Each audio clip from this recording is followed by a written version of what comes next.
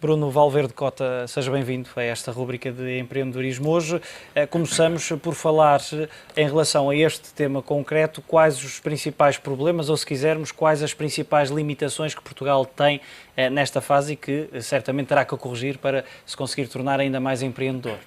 Antes de mais, boa tarde. É importante termos consciência do enquadramento empresarial e económico do país para responder a essa questão. Nós vivemos nos últimos anos um acelerado processo de mudança ao nível dos processos, mudança ao nível tecnológico, inclusive mudança ao nível dos consumidores. Dou-lhe um exemplo.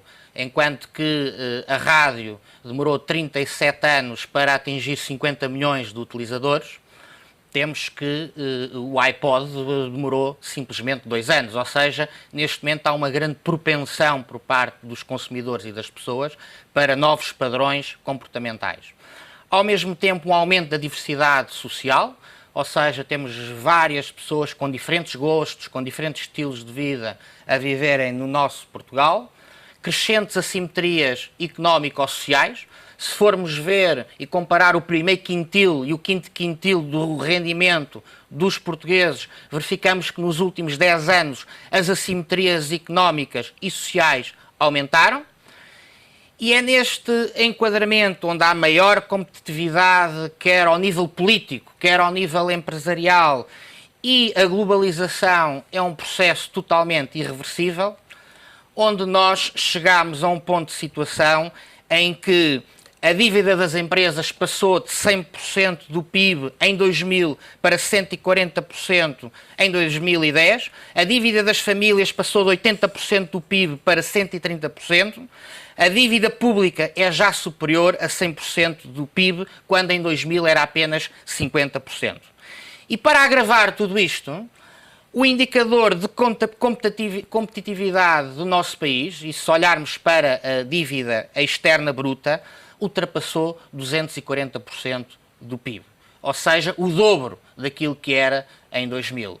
E para mim, um outro aspecto que, no meio de todos estes ingredientes, tornam a situação de Portugal extremamente desafiadora.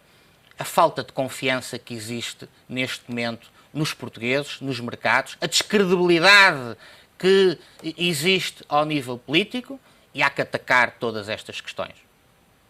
Olhando para aquilo que deve ser feito para que Portugal se torne mais competitivo, em parte também é dar confiança e esperança aos portugueses?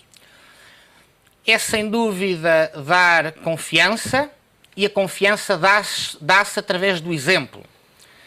É esse exemplo que nós, em 39 anos de democracia, não tivemos em abundância.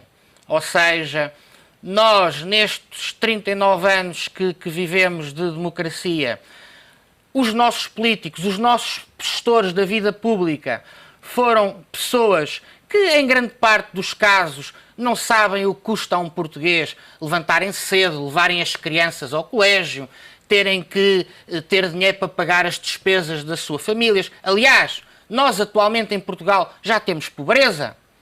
E claramente aquilo que nós precisamos, para além da confiança, é termos pessoas com conhecimentos técnicos, com capacidade de gestão para gerir a nossa empresa, o país, não é? O Estado, que no fundo é uma grande organização, com foco, com objetivos, com metas.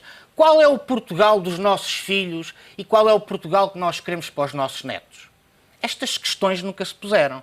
Nós temos tido medidas avulsas, umas vezes é o aeroporto, outras vezes é o TGV, outras vezes são questões de voos, agora mais recentes, que passaram aqui por Portugal.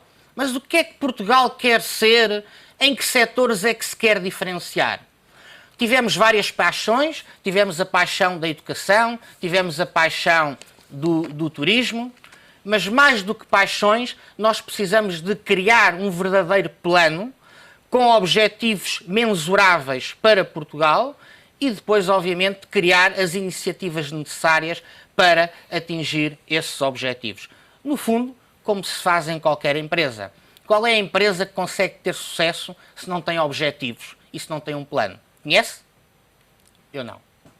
Bruno Valverde Cota, muito obrigado pela sua análise. Quanto a si já sabe, a rúbrica de empreendedorismo regressa na próxima quarta-feira com mais dicas para que Portugal e as empresas se tornem mais empreendedoras.